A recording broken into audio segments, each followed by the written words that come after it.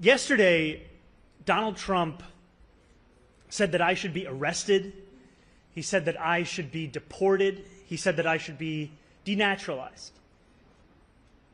And he said those things about me, someone who stands to be the first immigrant mayor of this city in generations, someone who would also be the first Muslim and the first South Asian mayor in this city's history.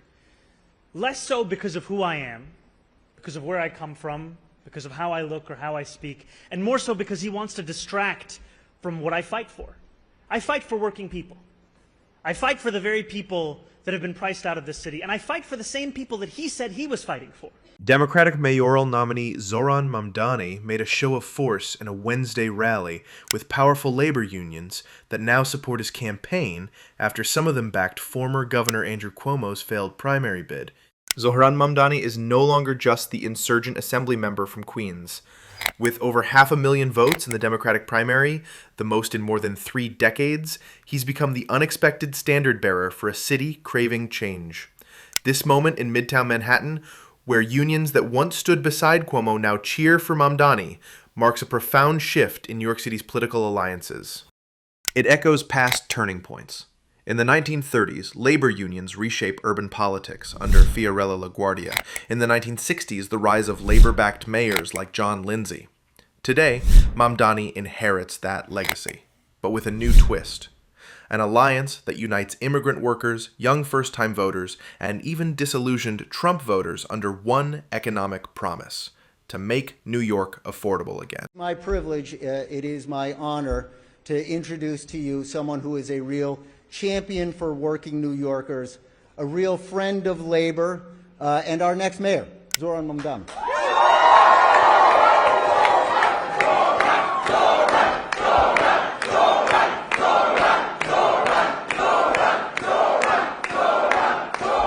Thank you. Reflecting on the results of yesterday.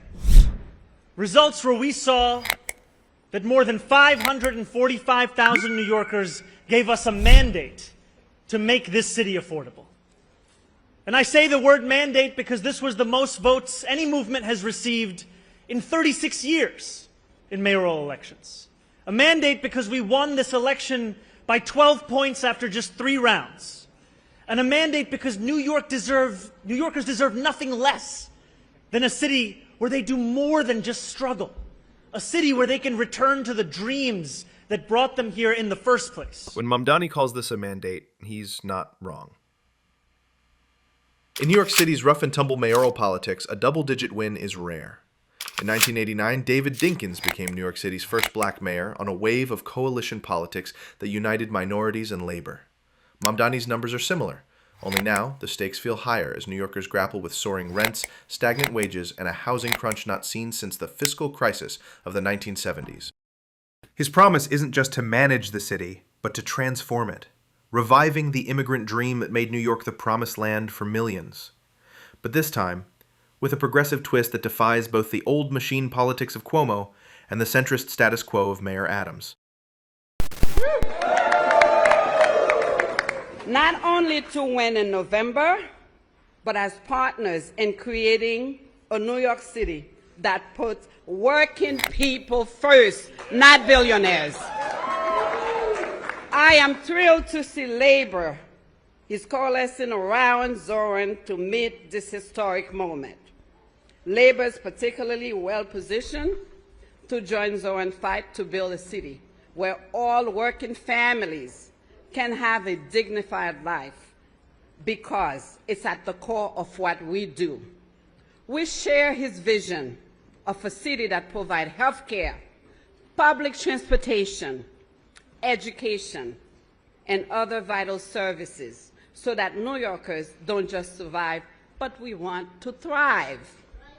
Labor unions have long been kingmakers in New York City. Think of the rise of Ed Koch in the late 1970s or Bill de Blasio in the 2010s. But Mamdani's pitch is more explicit. He's not just friendly to labor, he's a full-throated ally in fights over wages, contracts, and working conditions. HTC and 32BJ, once solidly behind Cuomo, flipped because Mamdani speaks their language, one rooted in solidarity. In the post-pandemic city where essential workers bore the brunt of risk and cost, this matters. If Mamdani can hold this coalition, it may rewrite how labor flexes its power in the 21st century, not as a quiet negotiating bloc, but as a driver of citywide policy. He has already shown he could lead with grace, humility, and effectiveness, even in the face of baseless attack on his faith and his immigration background. As an immigrant from Haiti, I know all too well what it's like to face discrimination, stereotypes, race and racist attacks for being a leader in the public eye. So let me say, labor is united with Zohran against any form of bigotry in our movement, whether it's anti-Semitism, racism, or xenophobia. And we certainly won't tolerate Islamophobia against a future mayor either. That's right. It's easy to overlook how personal stories shape campaigns. Mamdani, the son of Ugandan Indian immigrants, represents more than just policy. He's a living rejection of Trump-era anti-immigrant politics. 32BJ's rank and file is largely immigrant. Janitors, doormen, cleaners, the backbone of New York City's hidden economy. They see in Mamdani a champion who doesn't just speak for them, but is them. This mirrors historic shifts. In the early 1900s, Irish and Italian immigrants built machine politics to fight exploitation. Today, Mamdani's coalition aims to rebuild that immigrant muscle, not with backroom deals, but with public, unapologetic organizing. You know, I appreciated when Andrew Cuomo called me last Tuesday evening and conceded this race. And he told me what he then shared with others, which was the campaign we had built had connected with people across this city. And I told him what I've said since, which is that I'm looking to unite this city, to unite this party, to look forward. I leave the decisions of who will or will not run up to them. But what I have appreciated is the fact that this coalition continues to expand each and every day. And it continues to reach out across the 5 boroughs to New Yorkers to make clear that this is a vision for every single person. And I'm so excited to be here with just one example of that expansion. Andrew Cuomo's fall from grace has been spectacular. From pandemic hero to political outcast, he tried to claw back power in a city that has clearly moved on. The same unions that once propped him up, and the same ones that backed Eric Adams in 2021, now stand with Mamdani. This isn't just a personal loss for Cuomo, it's a warning shot for Adams. The incumbent mayor is now left seeking lifelines among big real estate and corporate donors. It's a familiar pivot. After labor turns left, business turns right. The last time we saw this split was the Bloomberg years, when developers reigned supreme. The question is, will New Yorkers choose a city for landlords and luxury towers, or a city where the working class holds the pen?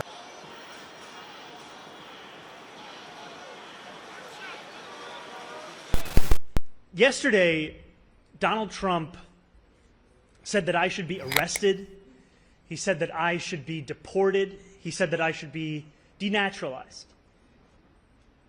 And he said those things about me, someone who stands to be the first immigrant mayor of this city in generations, someone who would also be the first Muslim and the first South Asian mayor in this city's history.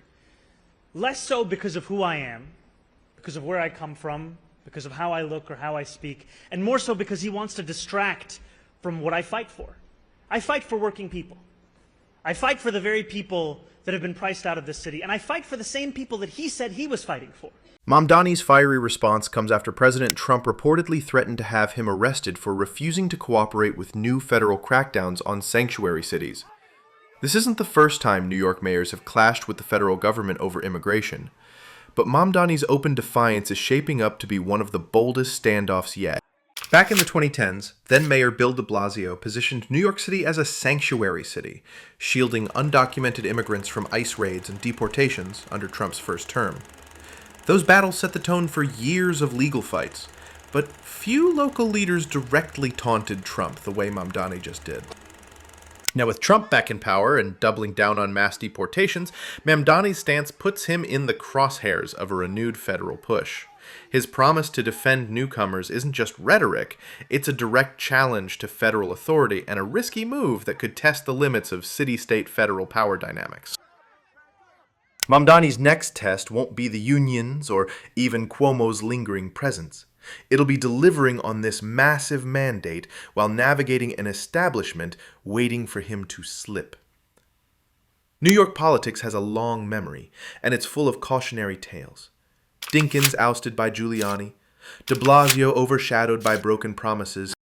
But if Mamdani can harness this labor wave, unify immigrant voters, and keep disillusioned Trump voters in the fold, he might just become the face of a new progressive era for America's biggest city. Unsurprising and quite sad to see the mayor of this city, the same city where 40% of New Yorkers were born elsewhere, find it beyond himself to defend the very citizenship of someone running for that position. I do not need Eric Adams to agree with me, but to have this be beyond the pale, it showcases the ways in which he has sacrificed the city and all that we stand for in the interests of himself. And this is part and parcel of the way in which he has responded to these very attacks. I had a Republican city council member call for me to be deported. The mayor refused to denounce that as well. And what concerns me is that we know that these are threats that invite further threats by others. I have received death threats on myself, on my family, and I am thankful for the NYPD and the work that they do to keep each and every New Yorker safe. And yet I also know that leaders have a responsibility to bring down the temperature in this city, to unite all of us in this city. And we have a mayor who is doing exactly the opposite. Thank you.